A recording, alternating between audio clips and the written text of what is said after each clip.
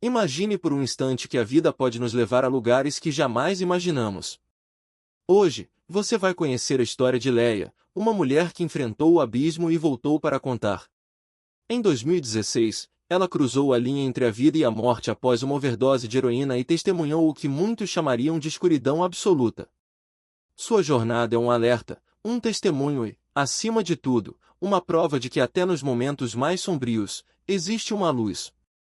Leia está aqui para compartilhar sua verdade, e eu garanto, você não vai querer perder uma palavra sequer. Leia cresceu em um lar onde o amor existia, mas não da forma que uma criança precisa sentir. Seu pai, militar e alcoólatra, carregava as marcas de uma guerra que nunca deveria ter sido sua. Ele aprendeu a pedir bebidas em vários idiomas, mas nunca a ser pai. Era o tipo de homem que fazia todos rirem, mas que, no fundo, não sabia como abraçar uma filha. Seus pais se amavam, mas pertenciam a uma geração que acreditava que criar filhos era algo que se aprendia sozinho. E assim, entre ironias afetuosas e ausências, Leia cresceu se sentindo invisível. A última da fila, a ovelha negra, aquela que nunca se encaixava. Doente desde pequena, com infecções que quase a levaram, ela carregava a sensação de que algo, ou alguém, a perseguia desde o berço. Aos 4 meses, quase morreu, e seu pai fez uma promessa a Deus: se ele a poupasse, dedicaria sua vida a servi-lo. E assim foi. A conversão do pai trouxe a família para a igreja, mas o mal já havia cravado suas garras nela. Desde criança, Leia via coisas que os outros não viam.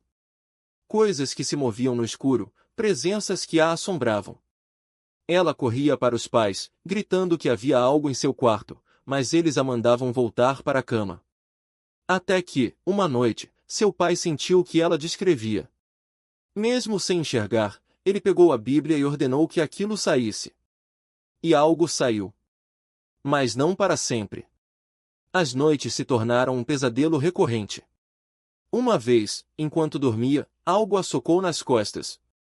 Satanás, por algum motivo, parecia obcecado por ela. E entre o medo que seus pais não conseguiam entender e a solidão que a consumia, Leia cresceu aprisionada por uma angústia que só aumentava. Aos 16 anos, sua mãe encontrou um diário, como todos os adolescentes têm, e interpretou suas palavras como rebeldia. Sem drogas, sem promiscuidade, sem nada que justificasse, ela foi enviada para um internato feminino, um lugar que deveria consertá-la. Mas tudo o que conseguiu foi reforçar a ideia de que não era querida. Depois de 3 meses, foi mandada para a casa de uma tia e um tio, onde a sensação de rejeição só cresceu. Anos se passaram até que ela conseguisse voltar para casa, mas a dor já estava enraizada. E então vieram as enxaquecas. Violentas, implacáveis, que a deixavam de cama por dias.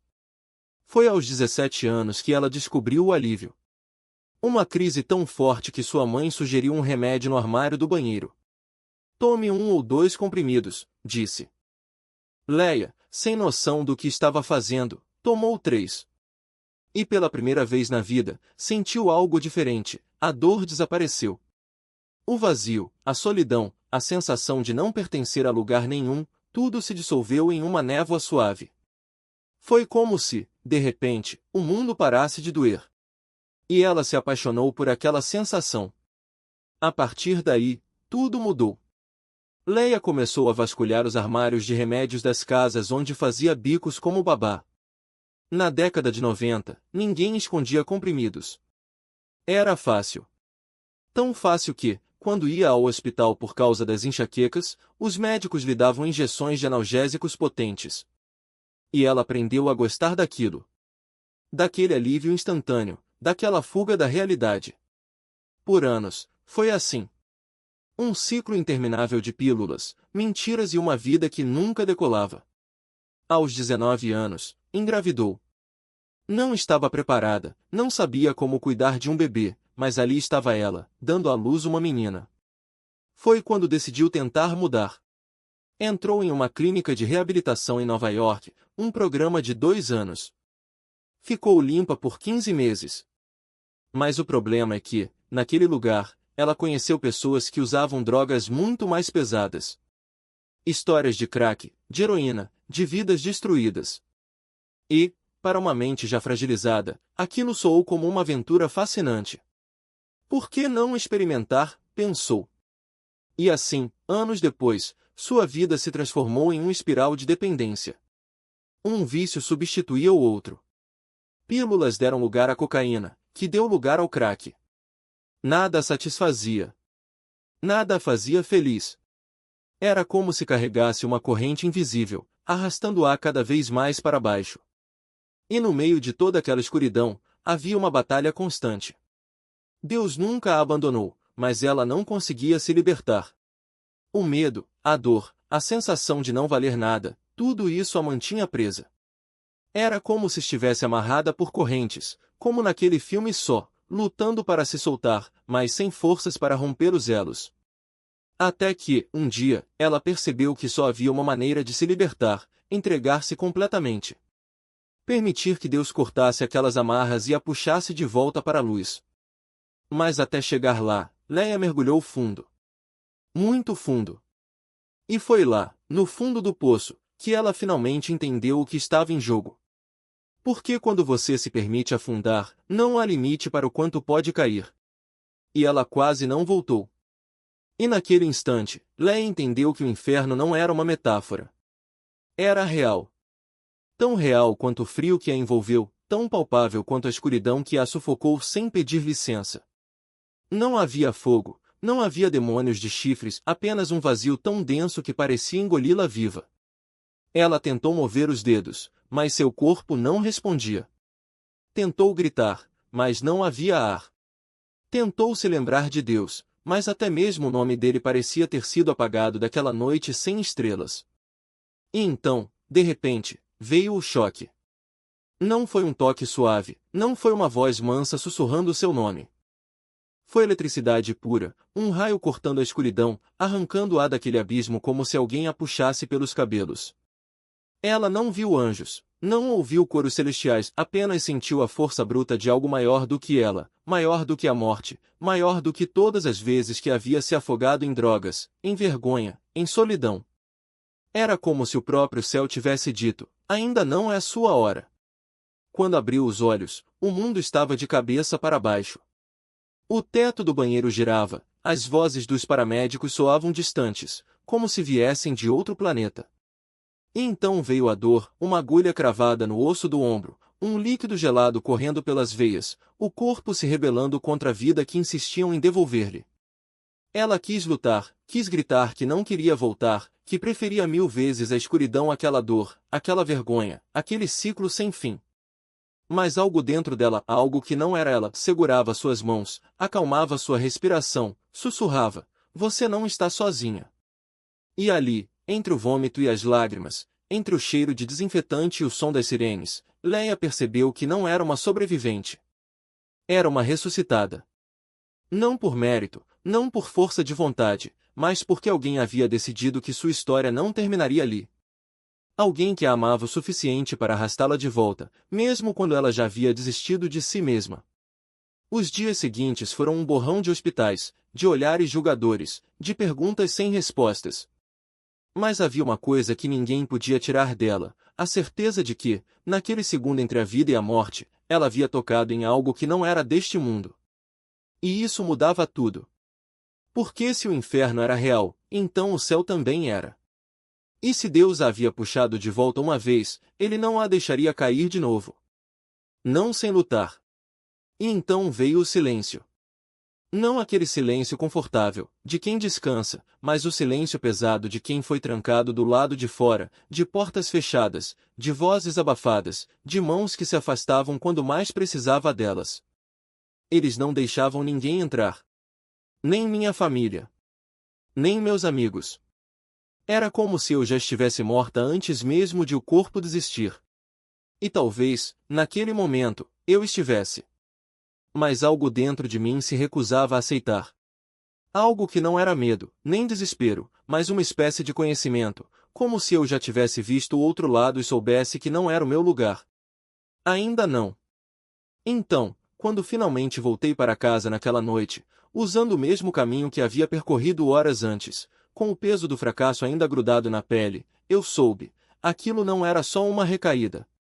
Era uma guerra. E eu já estava cansada de perder. As primeiras semanas foram um inferno literal. Meu corpo gritava, minha mente se despedaçava, e cada célula parecia implorar pelo que eu havia jurado nunca mais tocar. Mas eu me lembrava daquela voz, não a dos médicos, não a dos meus entes queridos, mas aquela voz, a que me puxou de volta quando já não havia mais esperança. E se ele tinha me dado uma segunda chance, eu não ia desperdiçá-la. Não de novo. Então eu parei. Frio. Sem desculpas. Sem negociações. E quando as dores vieram, quando as noites se transformaram em pesadelos acordados, quando cada respiração parecia uma facada, eu me agarrei a uma verdade simples: Deus não me trouxe até aqui para me abandonar agora. E se o sofrimento era o preço da liberdade, eu pagaria. Até o último centavo. Mas a vida, ela não perdoa. Ela te empurra para frente, mesmo quando você ainda está sangrando. E quando as feridas começaram a cicatrizar, quando achei que finalmente estava livre, o álcool apareceu como um velho amigo. Só um gole, ele sussurrou. Só para aliviar a dor. E eu acreditei. Porque é assim que o inimigo trabalha, não com correntes visíveis, mas com promessas doces. Com mentiras que soam como verdade. Anos se passaram. Perdi meu marido. Perdi meu pai. Perdi pedaços de mim que achei que nunca mais encontraria. E em vez de correr para Deus, corri para a garrafa. Porque era mais fácil. Porque doía menos. Porque, no fundo, eu ainda acreditava que merecia sofrer. Mas Deus não desiste de quem Ele escolheu. E quando eu já não tinha mais forças para lutar, quando o peso das minhas escolhas ameaçava me afogar, Ele me estendeu a mão de novo. Não com julgamento. Não com condenação. Mas com uma pergunta simples: até quando você vai carregar isso sozinha? Foi então que eu entendi. A redenção não é sobre ser forte. É sobre ser honesta. É sobre olhar para o espelho e dizer: eu não consigo mais. É sobre cair de joelhos e deixar que Ele carregue o que você não pode mais suportar. E quando eu finalmente fiz isso, quando joguei fora as máscaras, quando parei de fingir que estava tudo bem, algo aconteceu. Algo que eu não consigo explicar, mas que senti em cada fibra do meu ser: as correntes se quebraram. O peso se foi.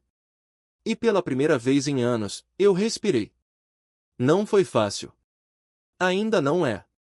Há dias em que a tentação sussurra no meu ouvido. Há noites em que a culpa tenta me arrastar de volta para o fundo. Mas agora eu sei uma coisa: eu não estou sozinha. E se Deus me deu tantas chances, não foi por acaso. Foi porque Ele vê o que ninguém mais vê. Ele vê o coração por trás das cicatrizes.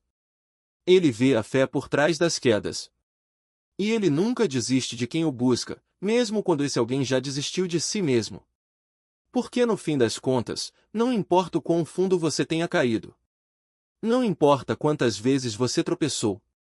O que importa é que, quando você finalmente ergue os olhos, Ele ainda está lá. Esperando. Com os braços abertos. E a graça dele é maior do que qualquer pecado. Maior do que qualquer fracasso. Maior do que qualquer dor. Então, se você está lendo isso e sente que não há mais saída, eu te digo: ah. Se você acha que já foi longe demais, eu te digo: não existe longe demais para Deus. Se você carrega um fardo que parece insuportável, eu te digo: entregue a Ele. Porque a história não termina no fundo do poço. Ela termina quando você deixa que Ele te levante. E a minha? Bem, a minha ainda está sendo escrita. E cada página é um testemunho de que, não importa o que aconteça, a melhor parte ainda está por vir. Então, Pai, nós te agradecemos. Porque Tu és fiel, mesmo quando nós não somos. Porque Tu nos amas, mesmo quando não merecemos. E porque, mesmo nos nossos momentos mais sombrios, Tu nunca nos deixas. Hoje, nós te pedimos: toca aqueles que estão lutando. Aqueles que se sentem perdidos. Aqueles que já desistiram de si mesmos. Mostra-lhes que a Tua graça é suficiente. Que o Teu poder se aperfeiçoa na fraqueza. E que, não importa o que aconteça, Tu és o mesmo ontem, hoje e eternamente. Em nome de Jesus, amém.